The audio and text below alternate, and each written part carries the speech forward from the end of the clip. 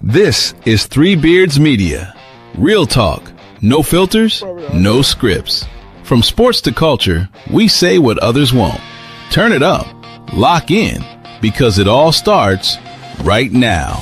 Live from the AKC Andrew Downs Studios and powered by Revelton Distilling Company. Me and Jake running down the street with a handful of comic books, kicking ass and banging chicks and drinking booze. No, not and me. smoking Not weed. me. I'm married. Yeah, well, I'm married. Jake. Can't do that. Yeah. Off panel, off topic with Jake and Tyler.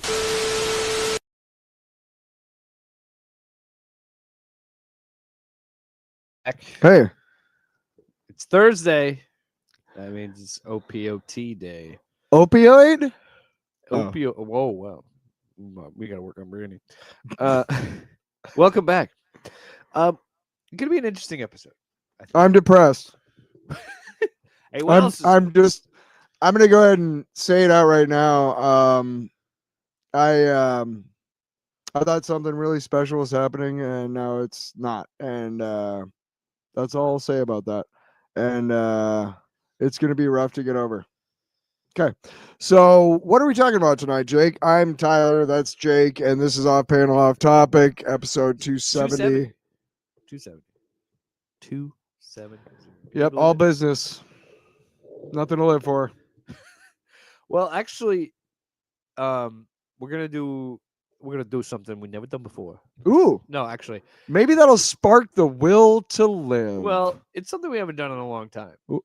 Maybe not first time ever. I spoke too soon on that. What are you? But we're gonna do a double long box because we both not even thinking about the show independently watched X-Men from the first X-Men movie from 2000. Mm-hmm.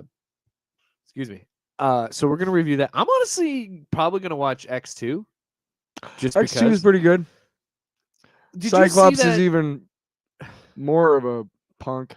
Have you gone into the? Yeah, dude. We'll talk about that when we talk about it. But Disney Plus now has the required viewing list for. Oh, I Tuesday saw that on the app. Yeah. And I'm just like, I've seen all these movies. If I stumble upon, I might rewatch Shang-Chi because I haven't seen that since the theaters, and that was a pretty good movie. I've seen it since the theaters. It's a good movie. Good movie. Action packed. The fight choreography I is. would watch Multiverse of Madness again because I love Sam Raimi. Yeah. The music notes fight is pretty cool. I've seen rumors that Doctor Doom switches sides and Strange switches sides and joins Doom. That's why one of his disciples' helmets has a third eye. And I'm like, whoa. I mean, he was farting. He was farting on that Dormammu. On that Dormammu. And he was looking. I also think that do you think Mephisto's going to play into this? I don't think they would try and shoehorn him into. Dude. Dude. I'm just saying you can make Mephisto with Midnight Suns. All I'm saying. Mephisto is short for Mephistopheles.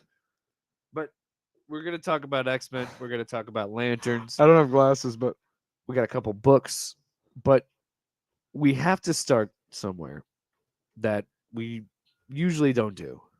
And yeah, we try and okay. No, I'll say this. Right away. This is not political, by the way.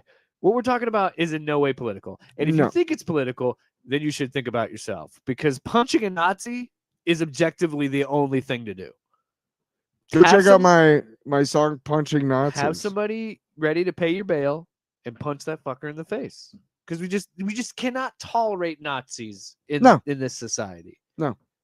We just can't. And so we got one of the greatest gifts that we have needed sorely in these times. Oh, I'm gonna add it on here. You better believe it. Jake will put it up here in a second. But Spider-Man. So there was this white supremacist chud dumb shit rally in Dearborn. Apparently, it was Minneapolis. No, it was Dearborn, Michigan. Jake Lang got punched in Minneapolis, I thought. I was pretty sure it was in Michigan. No, Dearborn is where that Muslim guy is running. Oh, maybe. Yeah. Yeah. Don't forget my entire timeline last week. Yeah, it's all yeah. Oh, I already have it. Minneapolis. Yeah. It was Minneapolis? Yep. Either way, Minneapolis Spider-Man. Same thing. So, if you're not familiar with Jake Lang, all you need to know is he's a Nazi piece of shit. He's a piece of shit. And had an offensive sign pretty much saying that America doesn't need black people, but use the N-word. Yeah, very racial epithets. Yeah. So all this commotion's happening, and then out of nowhere, this guy dressed as Spider-Man jumps into the truck that is carrying Jake Lang and just starts punches him in the fucking and face. Every one of those fucking punk motherfucking assholes in the truck were scared shitless. They got fucking body armor and fucking guns, and somebody actually came at them because guess what? They're Bullies bullies. don't like it when you come at them. That's exactly why you gotta be punching these motherfuckers in the fucking face. All right. Let me be very clear. Do not actually commit acts of violence if you're watching this show. Okay? I want to be very clear. Legally, I cannot and I will not tell you to hit anybody. Keep your hands to yourself. But if you can afford the bail, that's all I'll say. That's all I'm saying. Look, and at this point, at some point, yeah, there's all these fucking shitheads out there who are crying, save the white culture and all this bullshit. And I just, at some point, it isn't that the devil has possessed all of your opponents or whatever, or whatever you want to say. It's none of that. You're not saving anybody. You're not saving anybody. And everybody wants you gone, not because they've been taken over by the demon Beelzebub and brainwashed into hating American values. Yeah. No, because you're an asshole and your ideas are objectively shitty. And nobody invites you to parties anymore because they're tired of it. We're all tired of it. So Jake, not you, Jake Lang, yes, all these other men on the people on the street, fuckface, because there's this blonde dude who does the same shit. Oh yeah, they're fucking douchebag. They rage. This is what I was talking about. Fuck off, man. Just fuck off. Look, I think we need to really understand that I think a lot of the reason we're in this place is because of who the president is, and that this is what happens when you have a literal, good God, troll running the government, running the fucking where they shit think show. They can rage bait to this level that they would have no consequence, and that he needs to be made an example of, because that is hate speech. What he is spewing, it's incitement. Is incitement. It's same thing as it's again extremely vile hate speech. I don't know how you can have a sign with the N-word on it and it not be hate speech. Yes. And also in the context of the sign saying that we don't need them here. I mean, pretty clear cut. And we just had to talk about it because it's just hilarious that guy was in a Spider-Man costume. Yeah. But no, we wanted to talk about that just because all that shit that was happening was just hilarious. And there's multiple angles. There was a picture before where he was posing the Spider-Man. Like, sometimes you just got to appreciate the wins in a shitty world that we live in. Yeah. And honestly, I think too many people, because of social media and whatever, just being online, and the being anonymous. I think a lot of people forgot what happens about like this scenario. When you go out in the real world and say that, you get punched in the fucking face, and you deserve to get punched. Deservedly in the face. So. You deserve it. And too many dudes and people in general have been on these keyboard warriors and have never been in a fight, have never been in a confrontation, and would piss their pants if they got in a real fight. If somebody actually fucking hit him in the face. Because it's like Mike Tyson says, everybody's got a plan until you punch him in the face. Yeah. All these fuckers rely on fear. And if you're not afraid of them, because there's nothing to be afraid of, they're fucking They're all- punk ass again, little you're right. bitches. They're bullies, and bullies They're will run fucking away because they're little cowards. Fucks. Get the fuck out of here. Also, gotta say, this has been a rough week. We lost 3 great artists, and it sucks.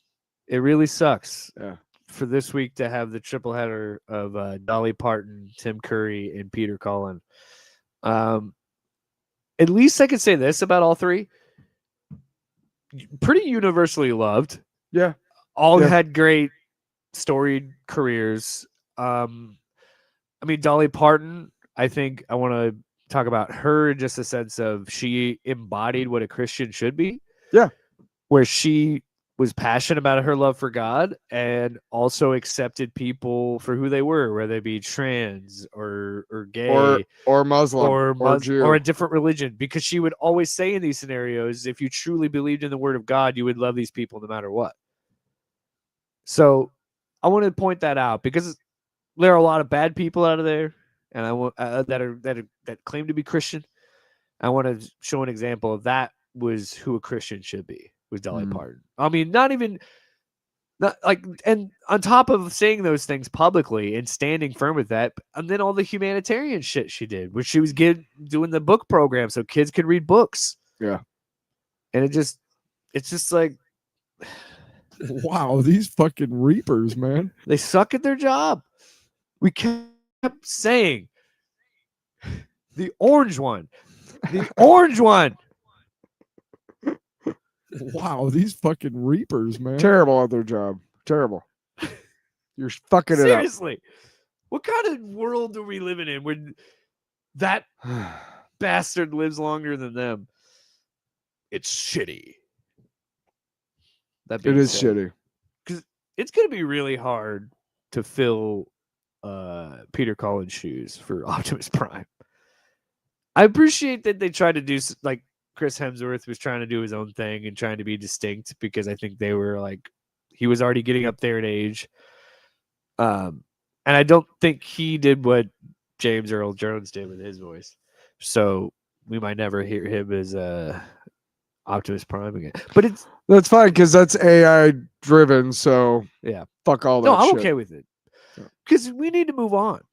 Like, that's one of the biggest issues I have with bringing back dead actors with CGI and all this shit, even before the AI stuff. I said my problem with that has always been we need to move on.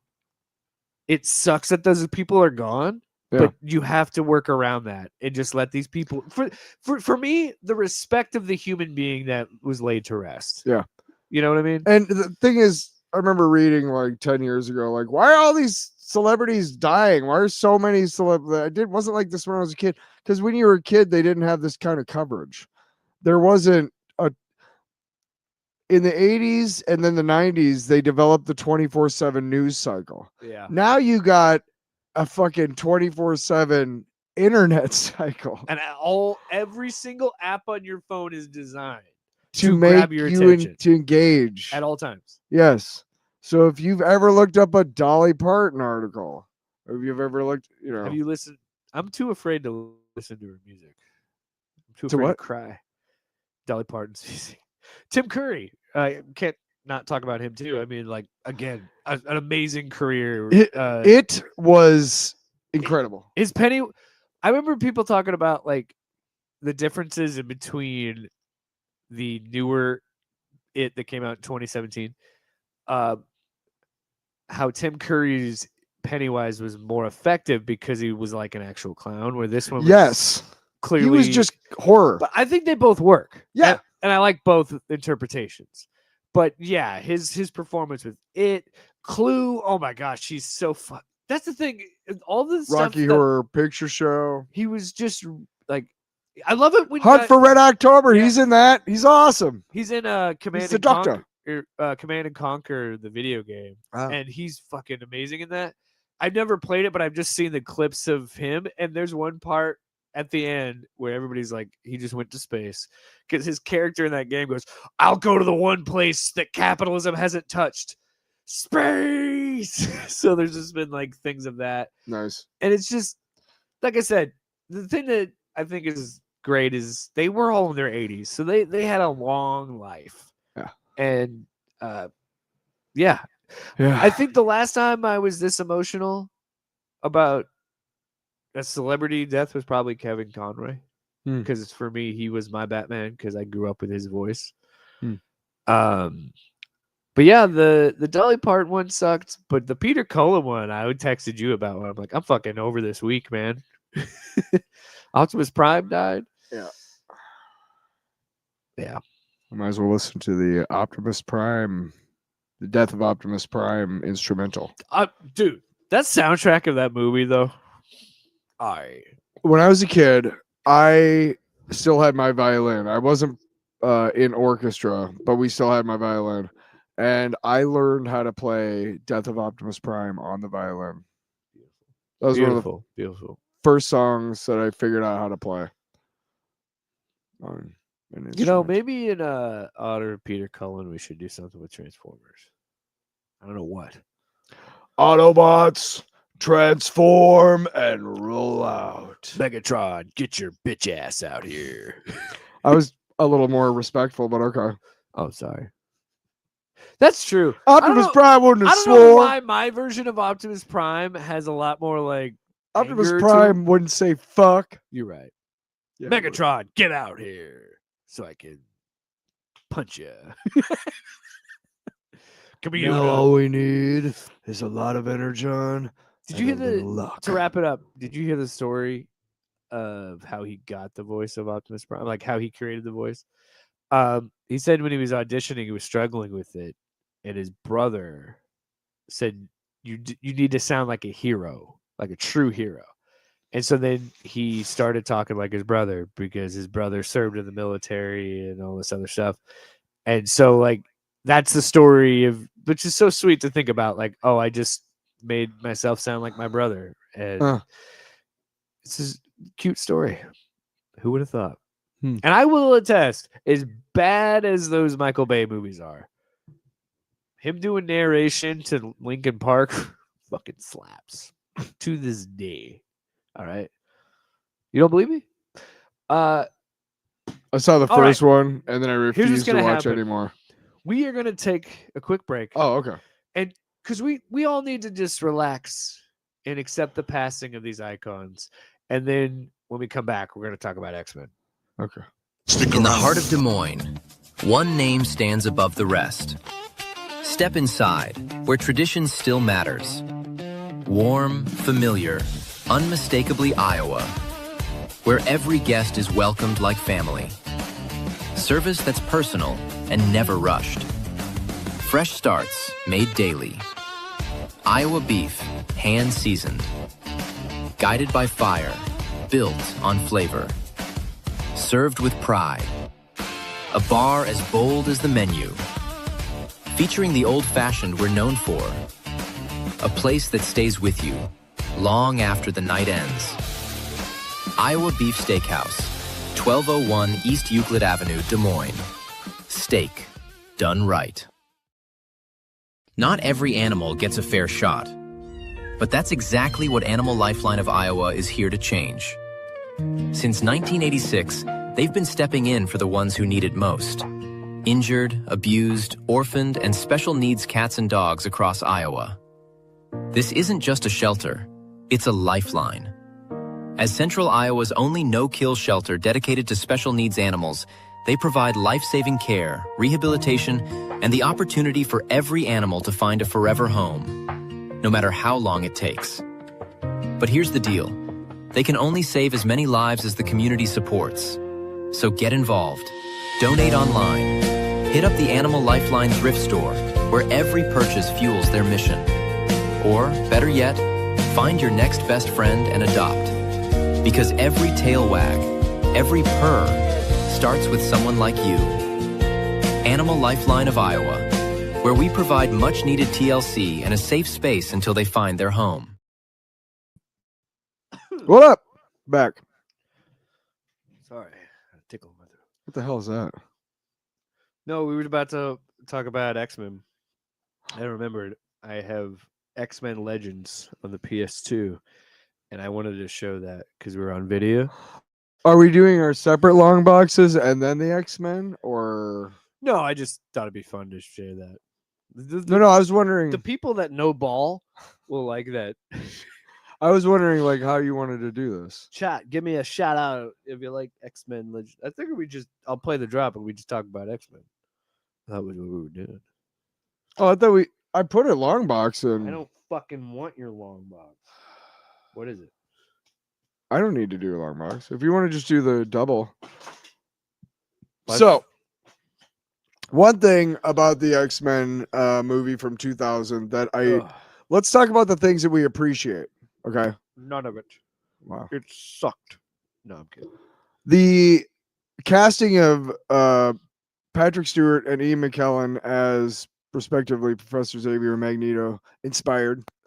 Hugh Jackman embodied the Wolverine role as best as they could with a admittedly shitty script. I think, yeah. So But he was great. He does a great job. Yeah. The scene where she walks into the bar in Canada and he's doing the thing, that is. Cage I remember. fighting. I remember we kept hearing, obviously they had, drink cups and whatever and toys, and they had all this build up to the movie, right? And we finally see the movie, and I remember being in the theater and I remember the scene where she walks into the bar in Canada, and there's that pan, and you barely see his hair, and just like him kind of leaning up against the cage, and it's just like, holy fuck. I remember just being like, oh my God, that is awesome. Yeah. My headphones. You okay? Yeah, my headphones are just being weird. But I do appreciate a lot of the movie because they almost tried to do God Loves Man Kills a little bit. They do that more in X2. Yeah. Well, I was gonna say, I think the things that I liked, yes, I think for the most part they get the cast right. Yeah.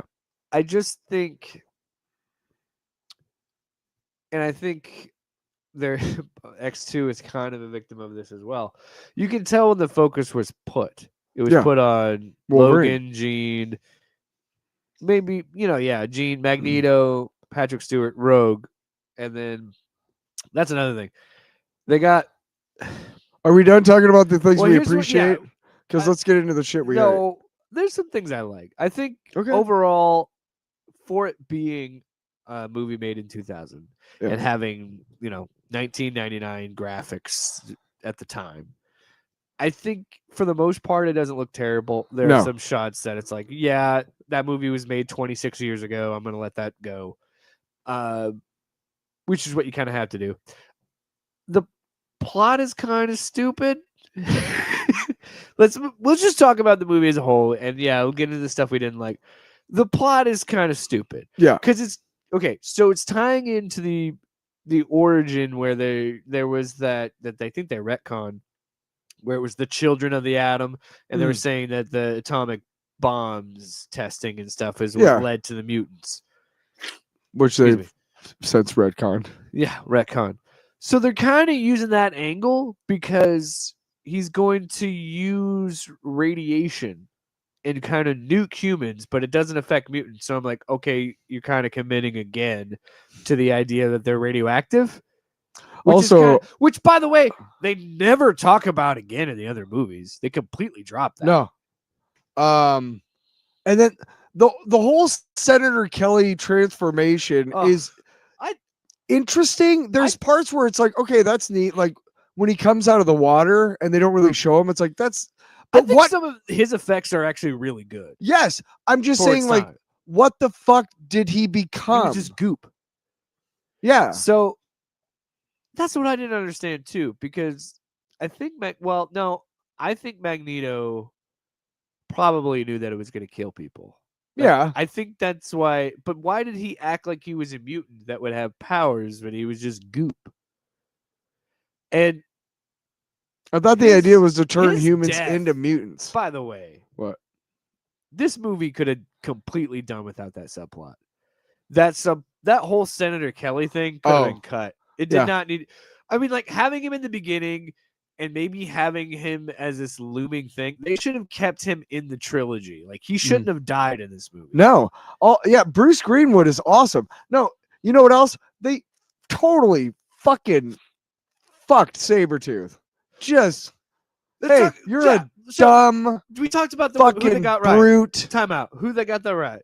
Wolverine, Jean, Professor X, Magneto. Mhm. Storm is okay, but it's mostly those four. I feel like every other character they fucked up. Cyclops sucks in this movie. He sucks in all of these movies. Yes. His fucking visor gets by a Toad. by Toad's tongue. Why is Toad so overpowered in this movie? He Yeah. fucking he 1v'd the whole X-Men at one point and defeated him. They came back and beat him. But like, yeah, Toad is way overpowered in this movie. Yeah, Rogue is not Rogue at all. No. What She else? doesn't even Sabretooth- have a southern Sabretooth accent. is just a snarling beast man. Has no personality. Complete, like, you want to talk about failures in these movies? Is that like they not even trying to play up the Wolverine rivalry? Yeah. And then No, retconning it later the and only making him his brother. yes, the only and by the way, making a completely different actor who looks nothing like the guy you looked Didn't in the even- first one. By the way, Rip Tyler Mane. He just recently died. Oh, damn, really? Yep. He was in Deadpool. It was him in Deadpool Yeah. Wolverine. Uh, That sucks. I didn't know that. what Damn, were you everybody's what? dying. Jesus. Sucks. But you go out and you see Senator Kelly is about to fall off the rock face, and you go, "Ha ha, Sabretooth, get him." What? You are Magneto. Why don't you just bring him up with your powers? So you walk away. Your dumb, manservant guy, your thug, fucks it up, and you proceed to lock him in the same because yeah, he just pulls that the whole bars. sequence. Fuck off, dude. Who wrote that? Dude. Yeah. Well, that's what I'm saying. And why does Halle Berry, at some points in the movie, I didn't even catch it. That's how quick she drops it because I didn't even know. Like she seemed to be talking like normal Halle Berry. the entire scene in with Senator Kelly when he dies is all that, and the whole time I'm like, please don't talk, please don't talk, please keep this to a minimum because it is Yeah. bad. It would have been okay if she, I don't know. Yeah. It is what it is. But Anyway, overall, like I do like despite the all that, movie. it was still an enjoyable movie. Yeah. But does it mean it's good? Does it mean you can go back to just the two of us if you want? Just Does- the two of us. Does it mean Try. yeah, it's tough. It's tough because we know, and it's hindsight. That's Yeah. the thing. It's 26 years in the future, and I think I can appreciate what it was trying to do and what it did do because we don't have Doomsday without X-Men. Mhm. Yeah. And that's just the facts. Like it was before Spider-Man. It was before any. Just of the this. facts, man. And this was also Marvel that needed a win because the 1990s. That was awesome. We could do multiple episodes on the whole Rob Liefeld, Jim Kelly, Jim Lee. Jim Kelly, the Buffalo Bills quarterback too. That asshole. I don't know how to write comics, but I'll work for Marvel. You know what's funny? Whenever I fucking flub a name on this show, it's always a football player's name or some athlete. Different podcast. No, so Jim, yeah, but this again a movie that had to win at the box office because it had to revive Marvel as a brand, and then it spawns it spawns the superhero genre, really, because yes, there's been superhero movies before this, but this is again, this past 26 years is because of this movie. Yeah. and I can appreciate that for that. Mhm. Does it mean that's good? I don't really know. I would say I don't really know how you would grade a movie like this because you do have to have some caveats to enjoy it. Because At the time They when I they saw it fuck in the up a lot theater and of everything, characters. I really liked it. yeah, I coming out of the theater, I was like, that was awesome. Like, it was only after repeated viewings that I started noticing the big problems with it. remember when I tell you that my only experience with the X-Men is the Fox movies. So There you go. having watched other good X-Men things, read X-Men comics and stuff, Yeah. now I have a different view of it. Like, man, Yes. they fucked up a lot of characters. They really did. They really did. Okay. And So you're right. When they tried, it worked. Like, Magneto is great. Fucking Professor X is great. Wolverine's great. Jean's great. But yeah, everything else. And Storm, and why are you making Bobby Drake like 20 years younger than Jean Grey and Scott Summers? You why fucking not shit. do Gambit? And then let's shoehorn a different Kitty Pryde into the second one and give her a romance with Bobby Drake, who is now gay in the comics. Or what the yeah, fuck were you guys have doing? they ever been a thing in the comics? No, I don't yeah, think so. because Bobby Drake is why. That's the thing that got me too in this movie. Yeah. Why did they age him down, like you said, and not make him a part of the team? Yes, because he was on the team before Wolverine was. Yes, he was the first class. Yes. And what? Where's Beast? And what did the first class actually turn out to be? You know what? I haven't watched that movie in a long time, and I saw the Darwin clip, and that is the stupidest fucking thing I've ever seen. Yeah. Again, a movie I liked at the time because I had not been reading X-Men or anything like that. And again, if I were to go, so what I was thinking about watching this, then watching X2. So skipping The Last Stand, going to Days of Future Past. Because you just skip First Class? Fuck that movie. Really? Look, it's a bad part of the movie. I've seen all these X-Men movies. I've seen every X-Men movie. I need to know what I need to know. So I'm like, I'm just going to go X2. I'm just trying to watch the good ones. Okay? And maybe I would watch Deadpool. Do you really lump Deadpool in there? I guess it's an X-Men movie. I don't like how they handled Colossus like at all. In the original Deadpool trilogy? Movies. Yeah. Yeah. Either one. X2. I'll tell you this much. A lot of it is Hugh Jackman, I think, for me, and Ian McKellen. Yeah. Because Ian McKellen is so good as Magneto because he just knows how to turn it up the right amount and not be chewing the scenery. Yeah. Where he almost seems He's like a Broadway actor. Yeah, and he brings this like almost above Shakespearean it attitude, but then we'll do like the thing where he sticks his hands in the machine to turn Kelly into the thing, and he's like, ah, like he's just really set like over the top. It's so good though; it works. No, I think he's overly hammy during that sequence. I loved it. It worked for me. I also can't wait to see old Magneto destroy New Jersey.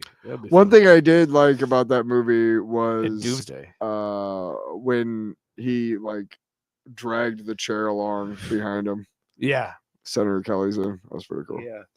So overall, the scene that I always remember when he finds Rogue and Logan and it's like, what do you want from me? And it's so funny because the movie telegraphs the whole way that it's not Logan, that Magneto is after Rogue.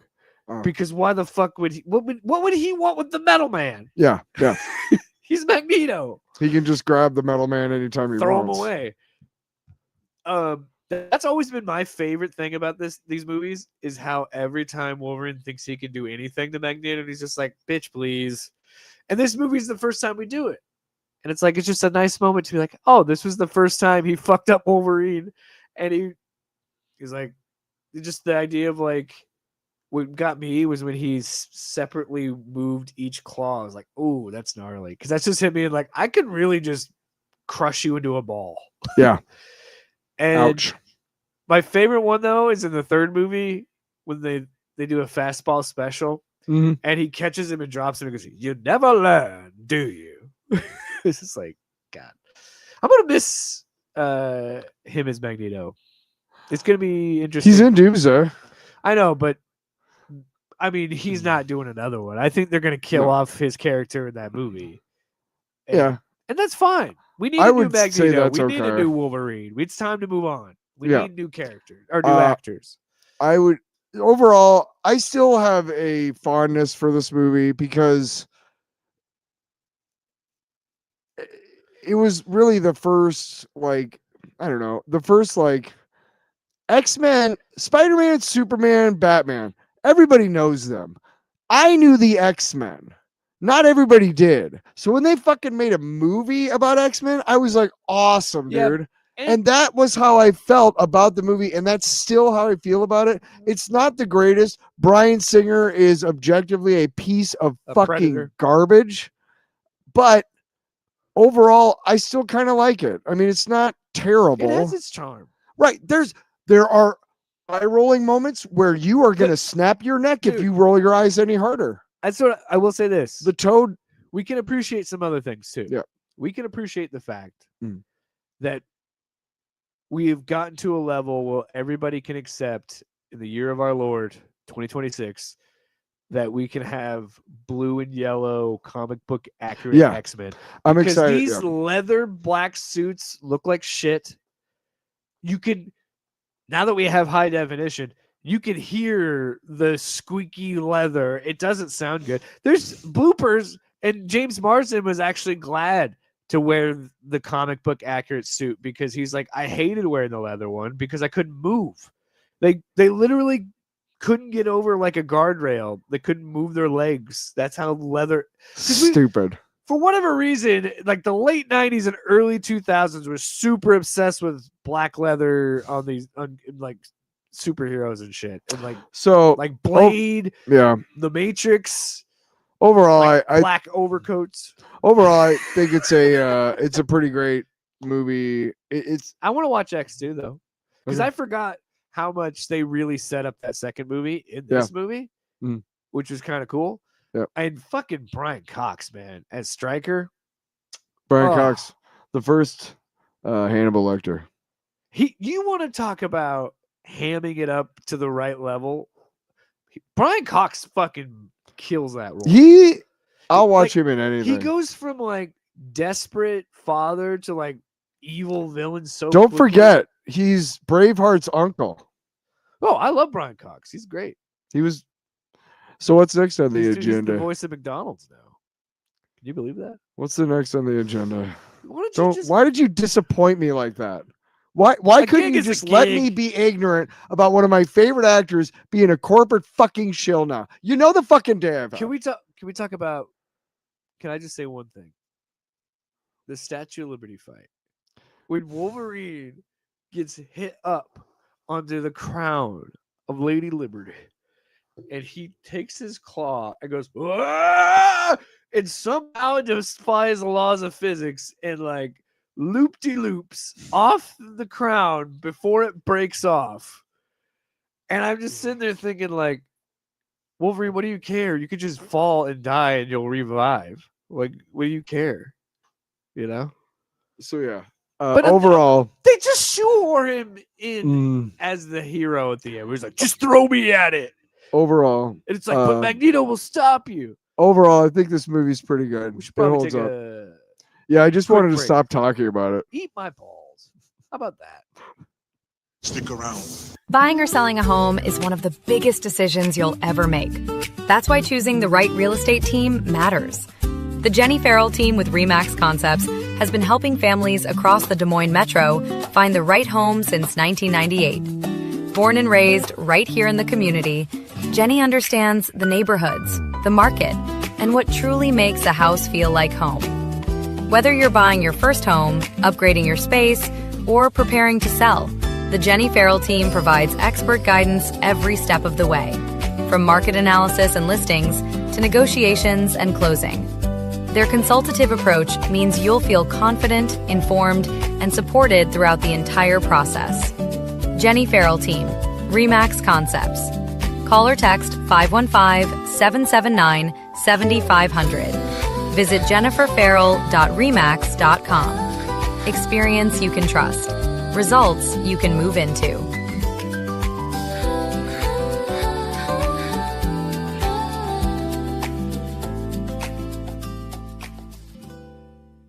Whiskey lovers, get ready for the ultimate experience at Whiskey Fest 2026. From exclusive tastings and live music to unforgettable networking and premium pours, this is the can't-miss whiskey event of the year. Kick things off Thursday, October 1st with the Women in Whiskey Dinner at River Center DSM. Then Friday night, October 2nd, enjoy the VIP whiskey tasting event at the Meridian in West Des Moines. The celebration wraps up Saturday, October 3rd, with the whiskey tasting main event featuring incredible brands, bold flavors, VIP early entry, and more. To top it off, Old Man Strength will be broadcasting live Friday night from the VIP event. Raise your glass and join the experience at Whiskey Fest 2026. You son of a bitch. Hey, what are some of the drops that we picked up this week, Jake? We got it's time. Oh. It's time for a new drop. It's Thursday. Oh, you expect me to do this every week? No. I'll make a sound. Well, I forgot to play it before the X-Men, but okay.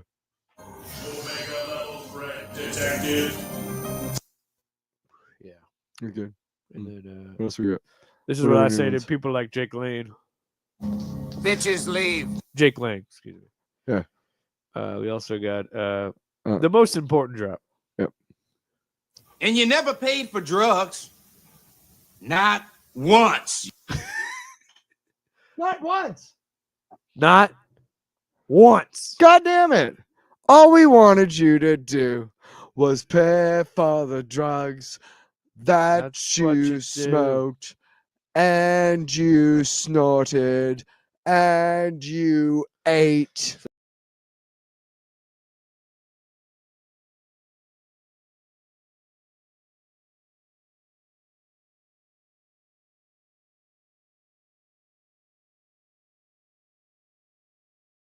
I apologize. My screen froze and I refreshed the page and I destroyed everything. I'm so sorry. Can you forgive me, dear listener? But So- now we're going to move from the Marvel universe. We're going to slip Ooh. on into the DC universe and Like we are a going to talk new about pair of pants. oh yeah, Lanterns episode 2. Yep. And yeah, let's get into it.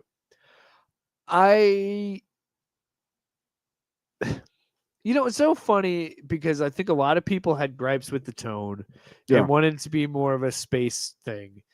And I get that. But I think this second episode, the first episode made me think this, but this episode especially, it's like, shut the fuck up. Just shut the fuck up.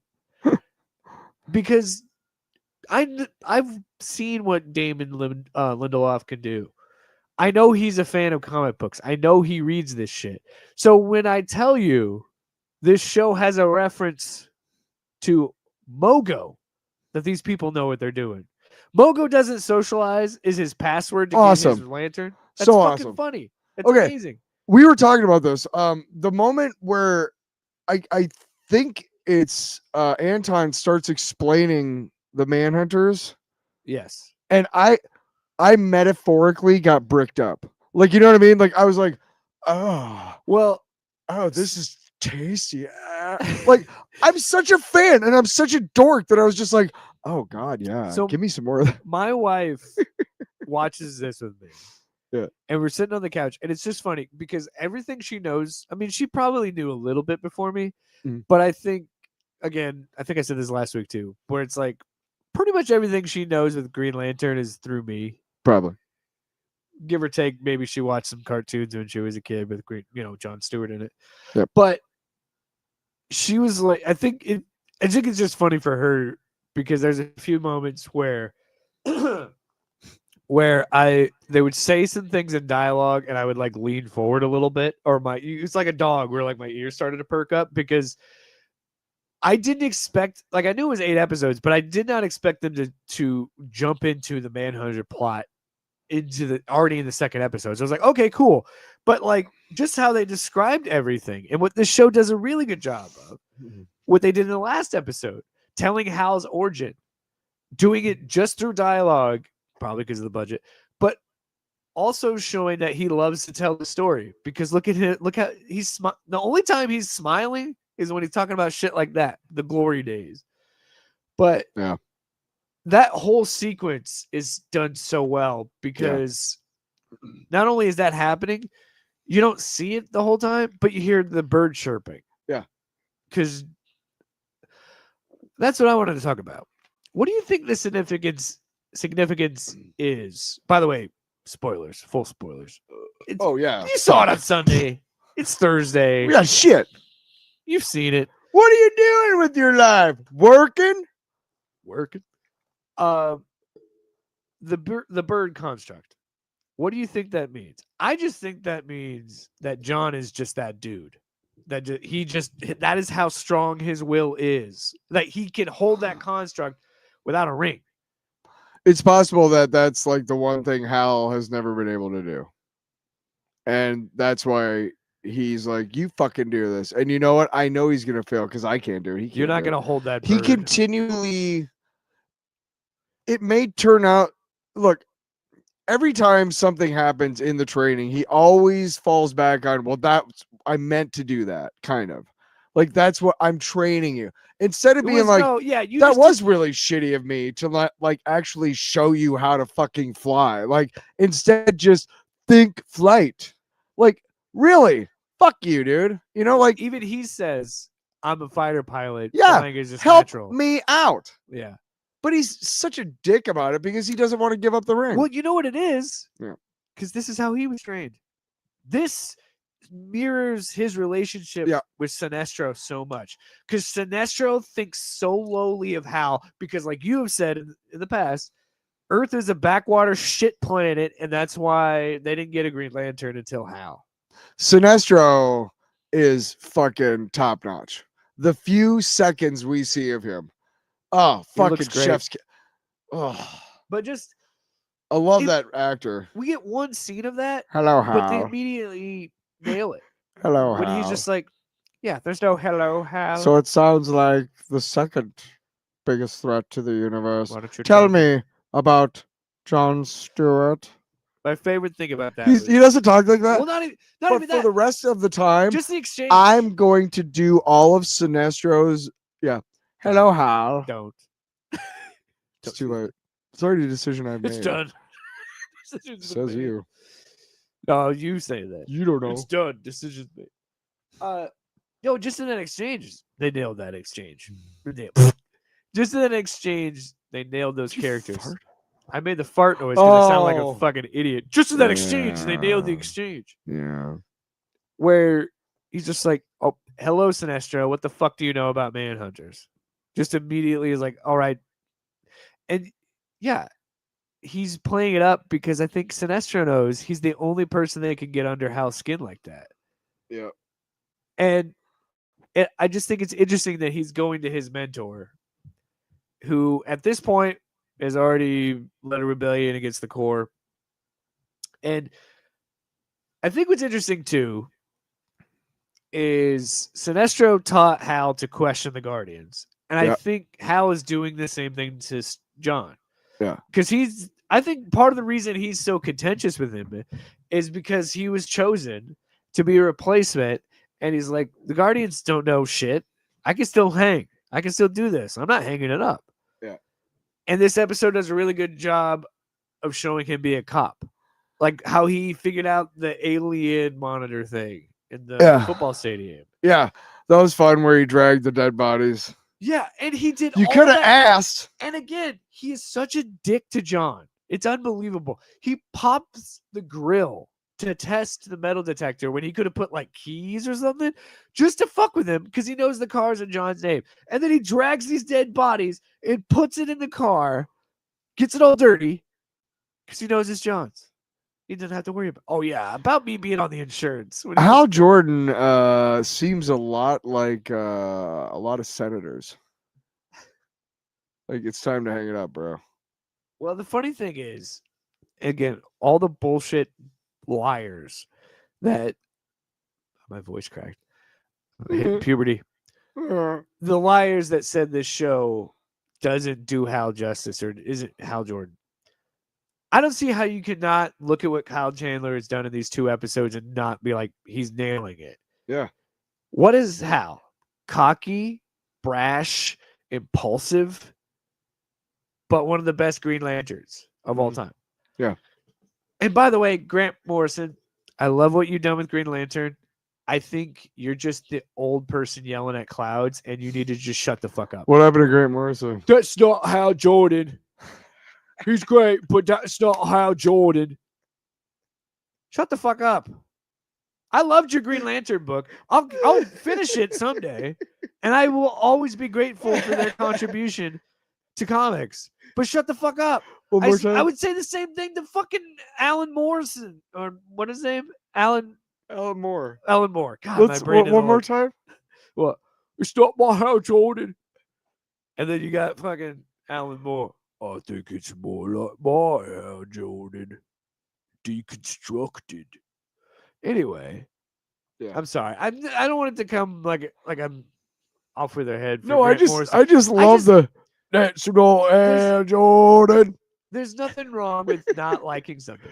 But to just because they are someone that wrote for this character and wrote about this character, that doesn't mean they give them absolute fucking authority on who Hal Jordan is. Alan Moore, I am on your side all day long and twice on Sunday about Watchmen. Absolutely. That's shitty.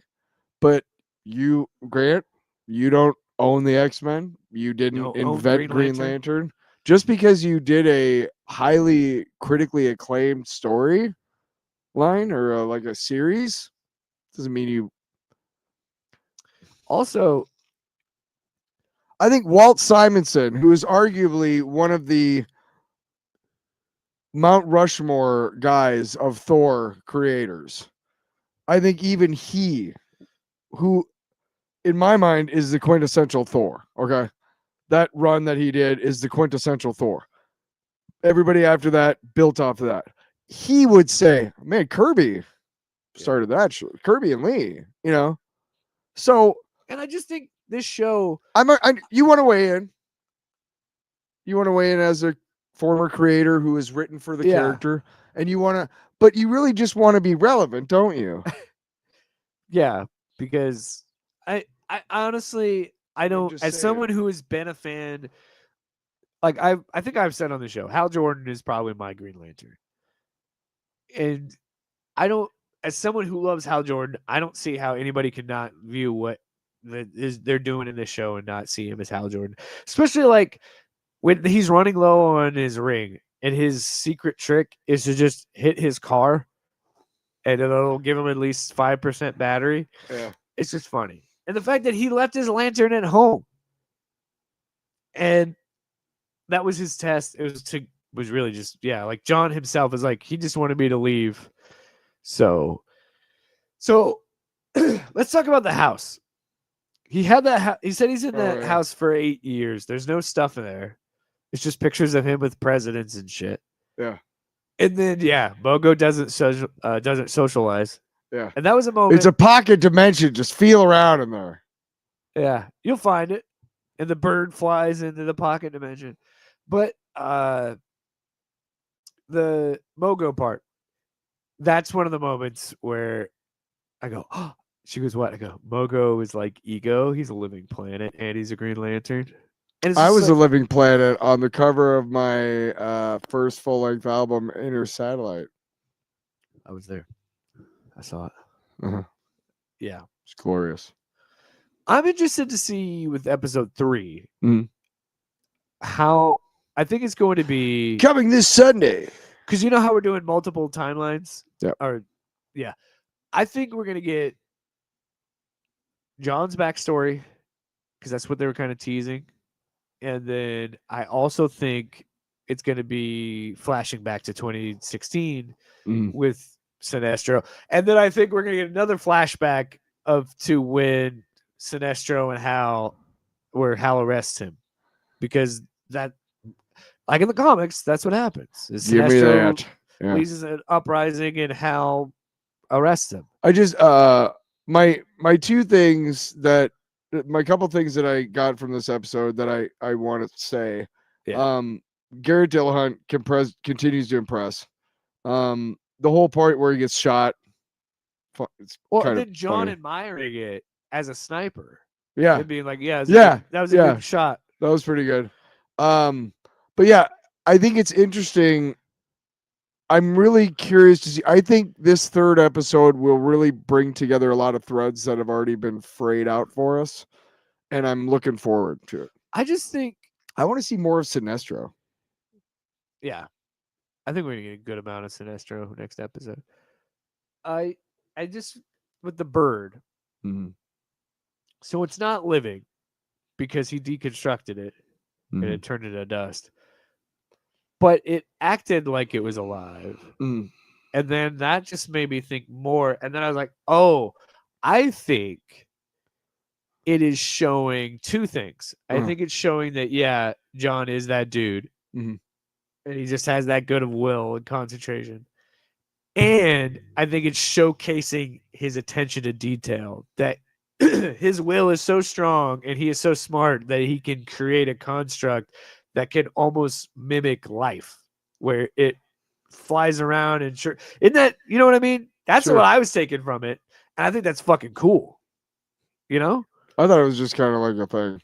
I mean, I think it's to show It that was there's for sure something that Hal can't do. Yeah. It was for sure the first thing where it was to show that, yeah, Hal's never done something like that, and to show that John has that strong of will. Yeah. But I also think it just shows you his attention to detail. That might come into play later in the show, but who knows? Give it an A. It is hard not to love this show, and I think it is doing all the right things. I know that we were kind of skeptical of sticking to Earth and doing kind of a True Detective thing, but based on what I was seeing on the future episodes trailer and the trailer before the show even came out, I was like, oh, we're gonna start small, but we're gonna really go out into bigger things, because there's a lot of shit. Also, you and I, because I'm gonna tag team with this. Fuck I you. agree on your theory. You and I think we know who the Manhunter is. Yeah. We think it's Zoe. Yep. Because why does she keep showing up where John is? And why does she always seems to get him to spill a lot of information? Just saying. I also think William Macon is either the Black Lantern or his benefactor is William Hand. Uh-huh. And we get And I think the guys that got John, do you think it's Atrocitus? Yeah, absolutely. The orange shit, absolutely. There's so many orange lights. But I need to know how he's shapeshifted, because that's not what Atrocitus looks like. He's not a They'll shapeshifter. explain it. I know they will. I don't know, Where's but Guy? When is he gonna show I up? do know that he tells the story of Atrocitus as his own. The way Hello. that he talks about it is what happens to Atrocitus, and Atrocitus hates the Manhunters. It makes sense. Hello. That's all. By the way, Yeah. people that wanted to bitch about him saying we didn't say green because it sounds stupid. This is why. He was trying to throw you off the scent. The reason it's called lanterns is they're gonna have black lanterns and red lanterns, and who Wait, knows? hey. Oh wait, Come Look at- on, man. You're right. You're Okay, right. They're we're gonna have green lanterns. What? Black lanterns. What? White lanterns. What? Red lanterns. What? Orange lanterns. What? Indigo lanterns. Oh my god. What? You got to end with yellow, right? Blue lanterns. What? Yellow lanterns. What? That was the longest one of our list that we've ever done. Usually it's like 3 or 4. At least we're gonna Good job. have. I think I just like we. I got to think use that's that why again. the name is lanterns. I truly think No, you're right. it You're is to their relationship, and then to be like, oh, there's going to be Black Lanterns and Red Lanterns. By the way, DC, fuck it. You've had 15 years. Jump into the other lanterns. Get weird with it. Because you and I have said, on its face, Green Lantern's kind of silly. He's a space cop with a magic ring that you could get in a cereal box. But you know what? I love him. And you should love him. It's good stuff. I'll give it an A. Mm-hmm. Do you have one more ad? And then we got books. comic books. You want to? Could I speak to the drug dealer of the house, please? That's exactly. Stick around. What happens when Iowa grain meets world-class craftsmanship? At Revelton Distilling Company, every bottle begins right here in the heartland. From locally sourced Iowa corn and rye to the final pour, our grain-to-glass process ensures exceptional quality in every sip. Whether you're enjoying our award-winning mulberry gin, smooth honey whiskey, or rich whiskey and cream liqueur, you're tasting the best of Iowa in every bottle. And now, Revelton can ship directly to 48 states across the country. Visit ReveltonDistillery.com and have Iowa's finest delivered right to your door.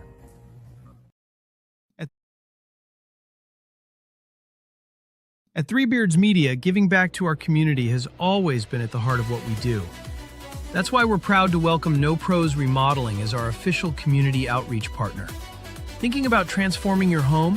From stunning kitchen renovations, all while still being able to use your kitchen, to gorgeous bathroom remodels that take a fraction of the time, No Pros delivers craftsmanship you'll love. Best of all, they can help you save up to 75% compared to the other guys. When you're ready to transform your home into your dream home, call No Pros Remodeling at 515-679-6509 or visit www.nopros.com. No Pros Remodeling, creating stunning home transformations while helping Three Beards Media make a difference in our communities. And Tyler Allen doesn't want to have fun. Come on, don't bullshit me. Look, Fuck you, asshole. I'm having a rough one, and I'm not the Don't do that. awesome dude that I normally am. Sorry, man. I'm doing my best. You know what I say? Come on, Cohagen, you got what you want. Give these people air. It's true. Give those people air. What? Wow. Sometimes you gotta look in the mirror and you Can you be cold, Batman? Do the dinosaurs. Oh, look outside! There's Dinosaurs. Shit. That's my that. Have you seen that movie, End of Oak Street? No, Look outside, because they're it's like, J.J. Abrams. Dinosaurs. Because it's J.J. Abrams. No. Here we go again. Who do Hey, you I'm- hate more, James Gunn or J.J. Abrams or Rob Liefeld? You know what? Fuck Rob Liefeld. I don't give a shit. Yeah, man. Come on, Learn bro. how to draw feet. I tried, man. I tried to read that fucking slop that you gave me, and I Which one? Bad Rock. Oh, it's incomprehensible. I just want to throw it against the wall. Like, I hate you. I hate you. We went to a new comic book day together at Jay's yesterday, and we because it's new comic book day. Yeah. And there was Bad Rock #2 was on sale. Oh, was on the stand with all the new, and I was like, "Fuck you, Fuck you, no, fuck you, Cohagen." So anyway, Absolute Green Arrow #4 is in my hands. I skimmed this one. We're light on books this week. We got some good ones next week too. Amazing Green Arrow. Absolute Green Arrow #4. Amazing T-Bird. Written by Pornsak Bishote and Raphael Albuquerque is the art. Yeah, that's exactly right. That's exactly right. We last left off. Roy Harper and God, what's her name? Dinah Lance. Dinah Lance, yeah. They Black broke into, Canary. They broke into Hammond's hideout because Hammond has a miracle drug. She doesn't have this drug. powers in this, does she? I don't think so. No. And so they were getting attacked by Absolute Solomon Grundy, which was similar to the eyeball thing that was on Ollie's body. I'm Absolute Solomon Grundy. I'm Absolute Sinestro. I'm Absolute Black Manta. I'm Absolute Cheetah. I'm Absolute Giganta. I'm Absolute Scarecrow. What are we doing? Right? What? No, I meant to say. I know. I know. Oh, you meant to say. All right. Tell you how excited we are. It doesn't help that I don't really get this book, and and this issue did nothing to dissuade me whatsoever. What do you mean you don't get it? Huh? Making zombies. What? Making monsters. What do you not understand about this book? There's a lot of this subplot about Oliver Queen, and I'm like, I don't fucking care. It's a Green Arrow book. I don't care. Every time we see Oliver Queen, he's talking to some asshole in a flashback about some fucking app. I don't give a shit. So the star, let me get this straight, DC. The star of Absolute Green Arrow is a powerless black canary. Uh-huh. What? I'm sorry. I have been underwhelmed by this series because I just do not understand what is the fucking point. And in this issue, we find out that Oliver Queen is really dead in the grossest manner possible. Yeah, it's pretty weird. Here's a box. So, oh, nice. Got they the find cover out up that there. this island is this like freak show island. It's the island of Dr. Moreau. They mention in this, and it's just like piles of gore. So they find out that Solomon Grundy is just part of it. While that's happening, Green Arrow chops off Hammond's hand to get access to a secret hideout. That's where he finds Dr. Piker, turning a man into a spider. But not a Spider-Man. Don't sue. Brilliant! So, as that's happening, I feel like we Dinah saw this finds stuff in Hammond. Absolute Batman. What? All of this. Oh, here's the experiments and stuff. Yeah. What is this? Sorry, go ahead. So then we have the flashback of Oliver. We get. Is he talking to some dude about an app? Yeah. Yes. Sorry. But basically the point of that flashback is to be like, no, Oliver Queen wasn't really a bad guy, even though he had a lot of money. He was one of the good billionaires. He gave a bunch of money. But it's like, okay, but you can't. But he's dead. Why should I care? No. So then Solomon Grundy's dead on the floor, or so we think. Yeah. We find Ollie, and he's just like a bunch of mangled bodies. It's weird. When Solomon Grundy comes back, it's pretty cool. Yeah, when he's like rise, and he's like Solomon Grundy. He's like got a mouth in his chest and shit. Yeah, it's like mouth in his hand. what the fuck? What the fuck is going on? I mean, yeah, it does seem a lot like Absolute Batman in terms of. I'm not saying that all books can't have monsters like this. It just tell me why you like this series. I gotta ask. I have no reason. There has been nothing in. Is it 4 that we're doing? 4. There's nothing in these 4 issues that has made me remotely interested in this fucking story or this fucking book. Tell me, if maybe not in one word, obviously that's hard, but like, give me a breakdown because we always break down each issue, but you really haven't. I've been ready to abandon this. Oh, I just want to know because I know I'm kind they're of in the same boat. Okay. I think it's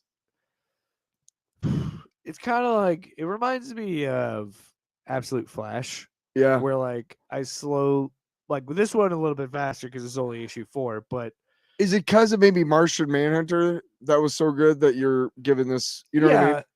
And it was the same thing with Green Lantern. Like after like the first 3 or 4 issues, we did 5 of that, And I was like, I'm done with that. I don't need to read it. Yeah. I kind of feel the same about this. I Well, it's don't only- really I care think it's only 5 issues, where the series goes. so we'll have to buy the 5th. It could have a big twist that's like, holy shit, and prove It me is- wrong. It is kind of, at least for us, it does still feel like the Trinity keeps carrying that brand. I mean, now that Martian Manhunter is done, there's really For now. and I haven't read the new Catwoman yet, but Catwoman's interesting. But again, it just makes me want to read Absolute Batman. Yeah. One of the things is I did see in one of the books that I bought today, Midnight. Oh, the Marvel Midnight X-Men, Midnight Fantastic Four, Spider-Man. Midnight Spider-Man, and it's like the light had its chance. So let's just go ahead right now. Let's just admit, first things first. Absolute titles were a response to the Ultimates. So Marvel being like, we got to answer the Absolute. You're dumb. Third or second, I don't know. Whatever. We are bashing this right now because it's like, it's whatever, dude. It's not terrible. It's just, we don't know. We don't know anything about it, really. It could be, I'm assuming it's going to be type of Absolute book, but I think it would be really funny if these books come out and they're fucking awesome. Like I those. know. I'm gonna be so mad if I like them. Because Absolute or Damn Midnight, you, Marvel! Midnight Fantastic Four. Excuse me, goodness. What the fuck is wrong with you, man? I need water and I forgot to bring my water down. We had commercial breaks. I'm not that fast. Anyway, the concept for Midnight Fantastic Four does sound interesting. Like them fighting cosmic like monsters like Cthulhu and shit. That sounds fun. I don't really give a fuck about the X-Men fighting vampires. Didn't they already fucking do that for like a year? What the fuck? Wasn't Jubilee a fucking vampire? Yeah. And shit. Yeah. Fuck off. Yeah. Why are you trying to mix my mutants with your vampires? I don't want your vampires. Why not? And so what's even funnier because there was an Midnight event. Spider-Man? Well, yeah, Spider-Man. I have no idea. Is he a real spider? He's got like a fucking. God damn it! I hate it when people try to make Spider-Man edgy. I fucking hate that shit. Let's make a real spider-looking thing on his chest for his logo, and he's shirtless. What? Look at the cover. No, I refuse. Look at the cover. No. Let's go move on to the next one. It's a lie, and that's enough to get me hot. I give that a D. Same. D's nuts. D.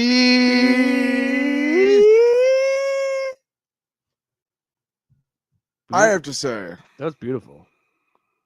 I have to say. Do you feel magic right now? I felt like magic. Thor number 800. I do believe in magic. Mortal Thor number 14. You know what? 800. Actually, before today, I believed in magic. I don't anymore. Thor number 800. Do you believe in Thor? All right.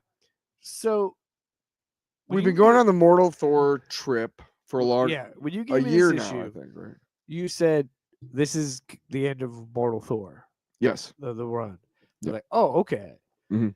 Because I was like, okay, how are we gonna wrap the Donald Blake, Jormungandr stuff up?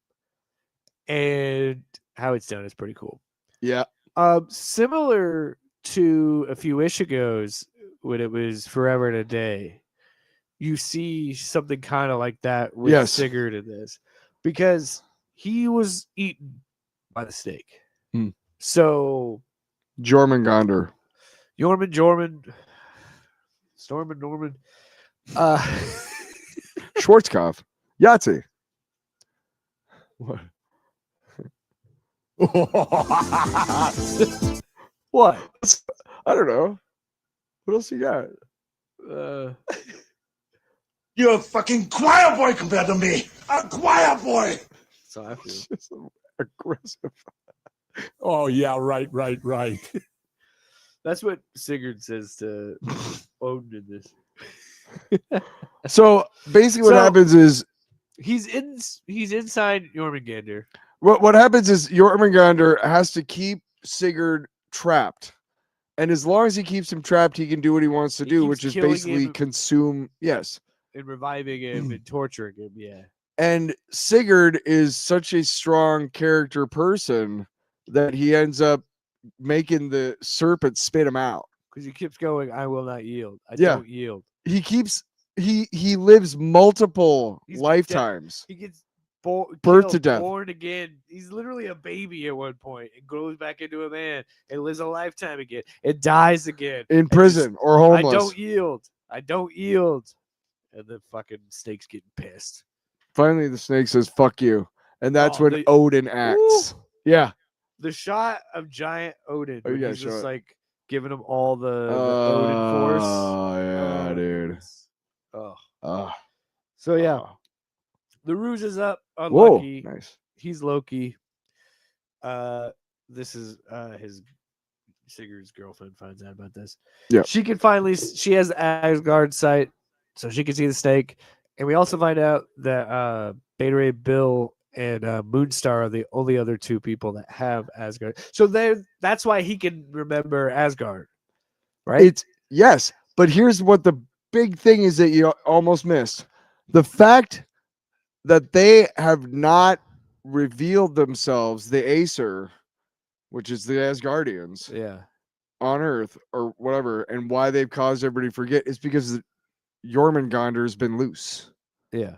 Now that he's gone, Asgard is gonna come back into that. look for it this the Christmas. universe. Asgard DNX. Asgard. Yeah, Yeah. somehow that like Thor is gonna have to fight the X-Men because we're shoving X-Men in everything again. It's Dude, amazing how cyclical all this is. Scott Reister is watching. No way. Yeah. Oh, cool. Hey, Scott. It's awesome. Oh yeah, we forgot to talk about that. Oh, okay. Let's finish this and we'll end Yes. with that. We'll finish this story because there's a couple other stories. But we'll I did finish. not read those. That's fine. I read one. Okay. Okay. I read the worthy one. The point is that So the Mortal Thor saga basically ends because Thor is still dead and they still need to rescue him. And now Odin has the power of the Midgard serpent and he gives it to Sigurd and Loki and Yeah. Chris, and they are going on yeah, a quest, they're gonna go find Thor, which essentially. starts with Thor number 801. 801.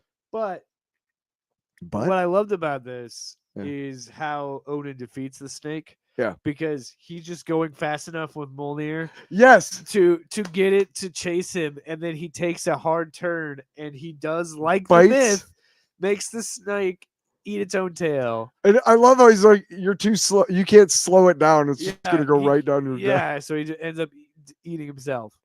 And then and And that so is it's- the end of. And I just have to say, we had issues with Al Ewing after the Absolute Green Lantern, right? Yeah. Ultimate Green Lantern. But But you see, that's the amazing Green Arrow is what I said earlier. when he cooks, Dude, this Mortal Thor series, just like chef's kiss. Mwah. yeah, it's one of those things where I said this is why we have open minds. And yes, you're gonna have your preconceived judgments. We're human beings. But when you actually sit down and read it, it was way better than I expected.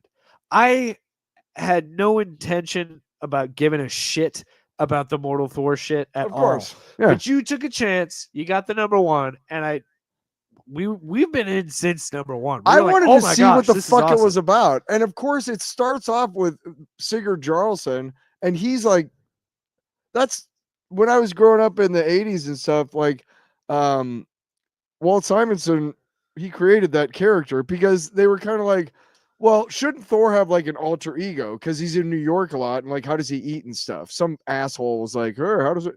Like, well, he's got to have a job.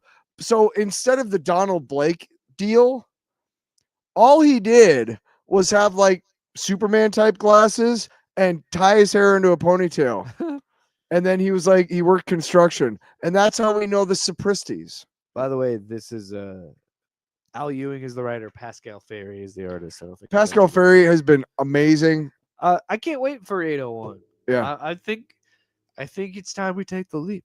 We read the mainline Thor book again because We it's mainline some Thor. there's some other books in the back because it's a landmark issue. We don't have to get into that. I want to talk about. I do want to talk about the hammer. Did you read the one about the hammer? Yeah.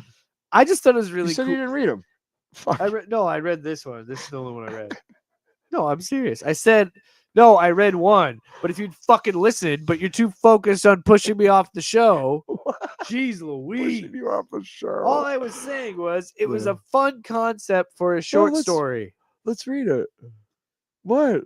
It was just talking about At one point of his hammer. At one point, you literally said, I didn't read any of them. Hey, and then I corrected myself, but you didn't hear it.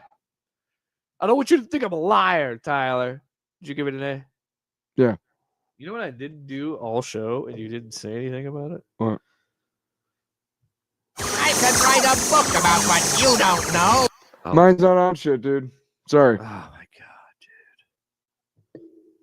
So anyway, to wrap up the show, what did we do this past weekend, Tyler? So we didn't even talk about it last Thursday, which is kind of dumb. Yeah, I don't know why we knew we were. Yeah. I just slipped my mind. Well, I think we had to be done by 9, remember? And we went long on a part of our show so that at the end we had to really book through that last book. Hey, did you see what I did? Okay. Get to the point. So for the last 4 years, there's a organization called Prevent Blindness Iowa. And what they do is they help fund vision screenings in rural areas in Iowa to help kids with that don't have as much to have sight and to have like glaucoma caught early, screenings like that and stuff. Yeah. So glasses, whatever. Because look, if you're a kid and you can't see because you need glasses, you don't have glasses, there are teachers who will think you're not smart. Yeah, it's hard. It's Can't read the hard. board. Yes, and you don't understand, like, if you don't have access to glass, you know what I'm saying? So it's a very important cause. But the last 4 years for the radio station, I actually have golfed in this thing called Shot in the Dark, and it's night golf. And last year I decided, and this year I did the same thing. I buy 3 clubs because that's all I need. You need a driver, you need a wood, a wedge. Wood, iron, and a putter.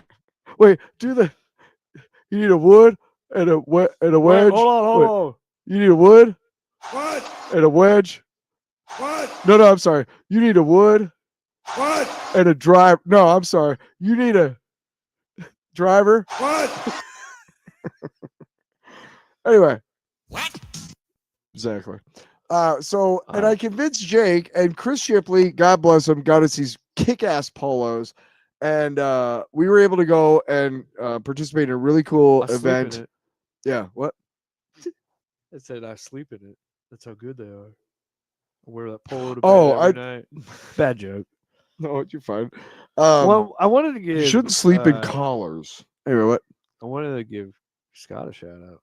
Yeah, well, that's what I was getting to. Is we get to the venue, and I look at Jake. Jake's never golfed in his life. I've golfed 7 times, and including last Saturday, that's 7 times. That's the 5 times I've done the Shot in the Dark. So like 2 other times normally, right?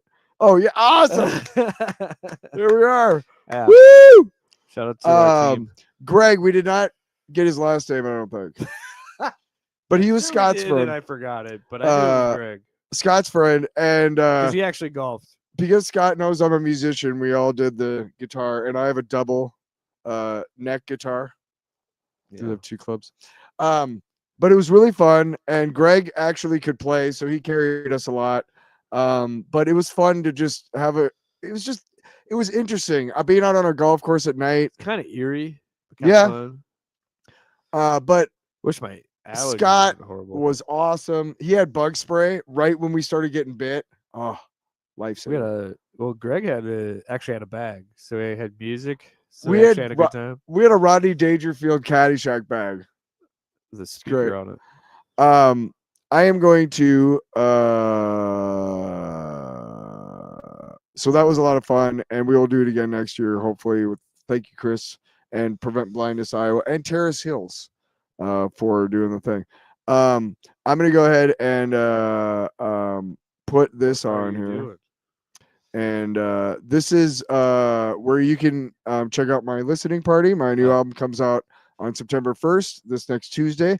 And on Wednesday, I will be hosting 7 p.m. Central American time next Wednesday, September 2nd. If you guys want to show up and listen to the new album, I think it would be awesome. Because honestly, I'm just going to skip socializing with anybody and just drive my music moving forward. Fuck it all. While we're plugging shit, yeah, you can go to Spotify or wherever you get your podcasts. You can listen to the latest episode of Metahuman Intelligence Agency. It's hard to do this when you can't breathe through your nose. The fuck, dude? Yeah, you have some problems. Fucking shit, bro. Get the last 3 episodes as season 3 up, but most recent episodes up there too. I don't have a link, but if you just search Metahuman Intelligence Agency on Spotify, it'll be there. Yeah. I'd love for you to. We're at 599 followers. I want someone here to be 600. I am. I do voices on there. Also, yeah, he's on the show. I'm on the show. Also, the show, Luke is on the show. Mm-hmm. Check it out. I could probably get a. We are starting. We are starting. I'm showing this again too. Sorry, give me a second. Okay. Getting sloppy at the end here. At OPOT podcast, go ahead and we're gonna post something about the Fantasy Camp show. And that's going to be coming up. If you want to be one of the 2 viewer listeners, please comment on that post at OPOT podcast on Twitter so that we can have you on, or whatever. It's gonna be a lot of fun. Yeah. Also, Gmail. If you have we're just hitting all the shit at the end. You can also, if you want a topic that you want us to cover, off-panel off topic at gmail.com. Is where you'd send that shit? Here's the. Are you putting it into? Yeah, I'm not putting it. Don't worry about it. Because it's sent into a bunch of other shit that's not our shit. Just to wrap up the show. Finally, I want to have fun, and you're like, fuck you. You're over here thinking, whoa. There's still plenty of meat on that bone. You take this home, throw it in a pot, add some broth, a potato. Baby, you got a stew going.